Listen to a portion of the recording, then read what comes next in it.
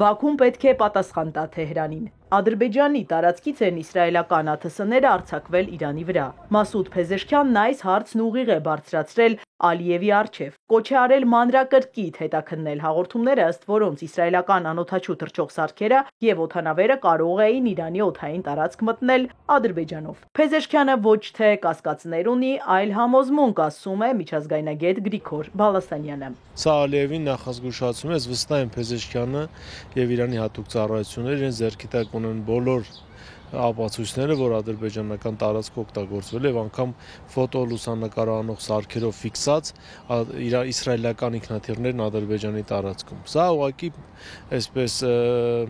պատժելուց առաջ Փեզեշքյանը փորձում է դարձի բերել Ալիևին եւ Ալիևին ստիպել խոստովանել եւ ընդունել մեղք ու պատժել մեղավորներին, եթե անգամ ինքը չի տվել այդ հրամանը։ Ալիևը հերքել է մեղադրանքները, ասել, որ Ադրբեջանի կառավարությունը լիովին վերահսկում է իր օդային տարածքը եւ երբեք թույլ չի տա, որ այն օգտագործվի Իրանի դեմ։ Այդուհանդերձ Բալասանյանի համար ակնհայտ է, որ Թեհրանը պատժելու է Բաքվին։ Եթե կարելի է հարվածել Քաթարում Միացյալ Նահանգների բազաներին եւ մի բան էլ Թրամփից շնորհակալություն ստանալ նախորդ զգուշացնելու համար, ապա ինչն է խանգարում չավիրել իսրայելական բազաները Ադրբեջանում եւ պատժել այսպես ուխտադրուժ Ադրբեջանին, հավատակից Ադրբեջանին թիկունքից հարվածելու եւ ծանր պահին Իրանի թշնամիներին աջակցելու համար։ Ադրբեջանում Իրանի նորանշանակ դեսպանը Իլհամ Ալիևի հետ հանդիպմանը ըստ Բաքվի լրատվամիջոցների հայտարարել է. Թեհրանը վստահ է, որ Ադրբեջանի տարածքը երբեք չի կարող օգտագործվել Իրանի դեմ։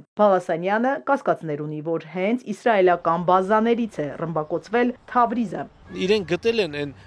F-16-երի բակերը, որոնք նետել են դատարկ բակերը Թավրիզը ռմբակոծելուց հետո, Կասպից ծովի իրանական ափ դուրս են բերվել այդ բակերը։ Հստակ ֆիքսված է որտեղ են եղել, որ ինքնաթիռին են դրանք պատկանել։ Այնպես որ սա ուղղակի հռետորական հարց էր, հարցի համար, բայց իրական գործողությունները կարծում եմ հետո հետևելու են։ Իրան-Իսրայել պատերազմի ավարտով Սյունիքի վրա կախված վտանգը որոշ ժամանակով հեռացվեց, Ադրբեջանը չգնաց արկածախնդրության։ Ադրբեջանը շատ լավ հաշվարկեց եւ հասկացավ, որ